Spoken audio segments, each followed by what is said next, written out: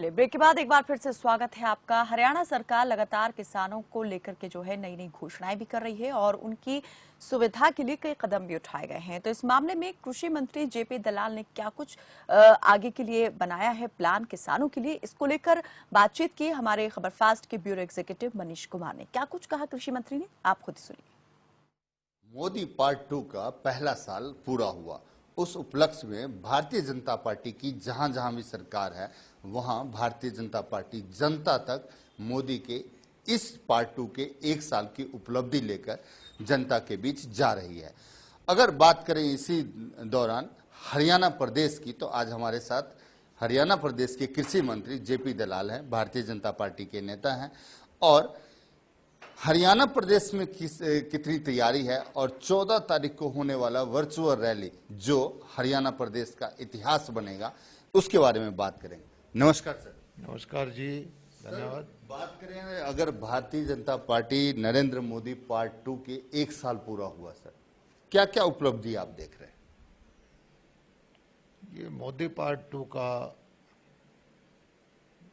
जो दूसरी योजना का पहला साल है, इसको भारत के इतिहास में स्वर्ण अक्षरों में लिखा जाएगा, क्योंकि इसी साल के अंदर देश के अंदर जो कश्मीर समस्या का नासूर था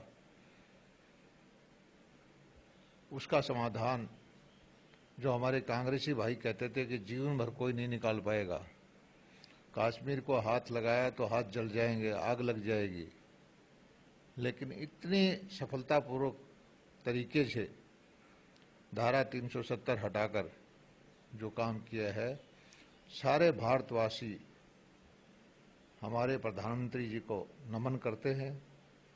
ऐतिहासिक काम किया है। काम और भी बहुत सारे किए हैं। आपने देखा होगा कि जितने बिल पार्लियामेंट्री हिस्ट्री में थोड़े से टाइम के अंदर जो इस बार पास किए हैं, इतना पहले कभी नहीं हुए। सारे जनहितैषी काम मोदी जी ने एक एक करके करने की कोशिश की है। और ये दुनिया का दुर्भाग्य है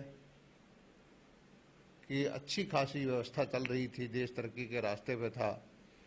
ये अनएक्सपेक्टेड जो कोरोना महामारी कोविड-19 का जो संकट आया है, इसको भी हमारे मोदी जी ने दुनिया के मुकाबले बेहतर ढंग से हैंडल किया है। आप देख सकते हैं कि हमारी 130-135 करोड़ की आबादी में सिर्फ 8,000 की डेथ है, जबकि यही बीमारी अमेरिका में, जो सर्वशक्तिमान राष्ट्र है, जहाँ की मेडिकल फैसिलिटीज सबसे अच्छी है, वहाँ जो मरने वालों की तादाद 1 लाख से ऊपर हो चुकी है।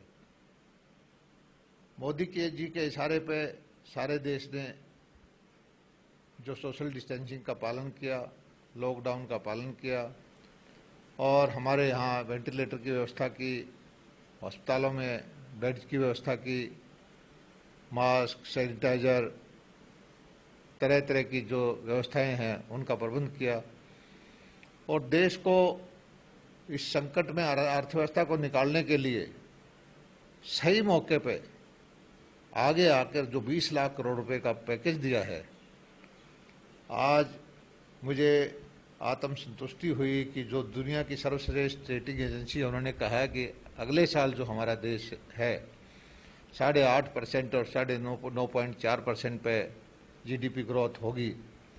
ये हमारी नीतियों का परिणाम है। और मोदी जी का सारा ध्यान जो है गरीब गुरबा और किसान की तरफ है, देहात की तरफ है। और अब हमारी देश का किसान, देश का गांव में रहने वाला आम नागरिक, कमजोर वर्ग, वो इसको चलाएगा, क्योंकि सारे सरकारी खजाने के मुंह गांव की तरफ कर दिए गए हैं।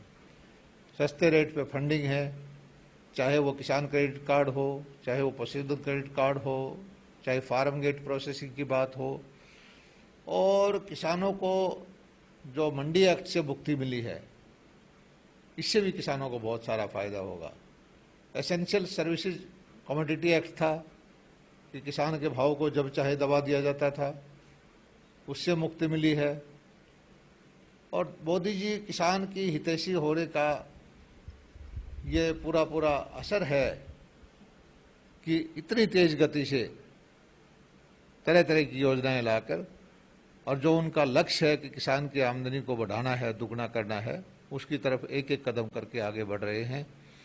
और मैं नमन करता हूं सारे किसान को, ग्रामीण क्षेत्र के आदमी को, कि इस कोरोना के संकट काल में जो सावधानी पूर्वक तरीके से उन्होंने जो अन्न के भंडार भरे हैं, हमारे देश के अन्न के भंडार इस वक्त ऑल टाइम हाई हैं। जो हमारा गोदामों में अनाज होना चाहिए उससे लगभग दुगना है। अब तो देश में इतना ही चीज़ है कि इस अनाज को प्रोसेसिंग करके हम दुनिया का पेट भरने में सक्षम हो। भारत के लिए हम फॉरेन एक्सचेंज कमा के लेके आए हैं। हमारे किसानों के बच्चे, चाहे वो दूध का उत्पादन हो, मछली पालन हो, बागवानी करना हो, सब्जियों की खेती करना हो, तरह तरह के रोजगार गांव में उपलब्ध कराकर इस देश की युवा शक्ति को काम में लगाने का जो है काम होगा। और अभूतपूर्व काम मोदी जी ने किया है। इस चीज को, जो मोदी जी की स्कीम है और कोरोना में क्या क्या आपने सावधानी बरती है और क्या क्या सावधानी आगे बरतनी है, इस बात को जन जन तक पहुंचाने के लिए टेक्नोलॉजी का माध्यम लेकर हमने वर्चुअल रैली करने का एक योजना बनाई है। पूरे भारत सरकार, हमारी पार्टी की तरफ से देशव्यापी ये योजना है।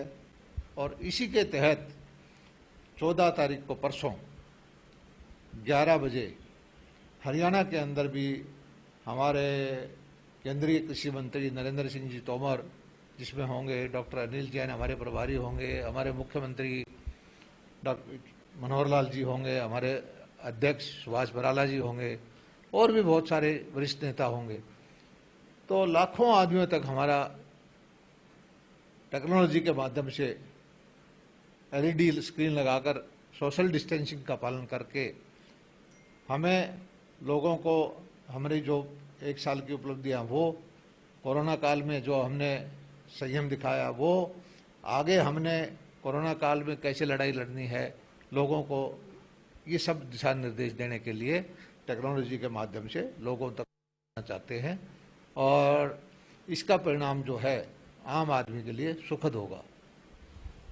करें सर, आपके एरिया की बात, यहाँ से पंचकुला से जो रैली होने वाली है 14 तारीख, सभी जिलों में प्रसारित, ये कैसे इसका सिस्टम? हमने इसका ये किया है कि जो टेक्नोलॉजी के माध्यम से पासवर्ड आएगा, हम एलईडी स्क्रीन लगाएंगे और 40-40 सोशल डिस्टेंसिंग का पालन करके जो हमारे श्रोता बैठाएंगे, और उसको आगे भी हम जो है फेसबुक पे, सोशल मीडिया के माध्यम से लाइव टेलीकास्ट कर पाएंगे। तो इस माध्यम से जो है हमारी बात को जन जन तक पहुंचाने का जो हमने लक्ष्य रखा है, हम उसमें करने में सफल होंगे।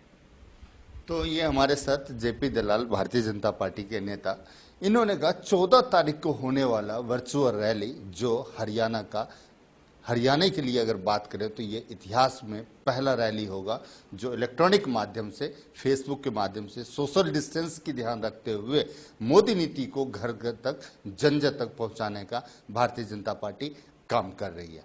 अश्विनी कुमार के साथ मनीष कुमार, खबर फास्ट, चंडीगढ़।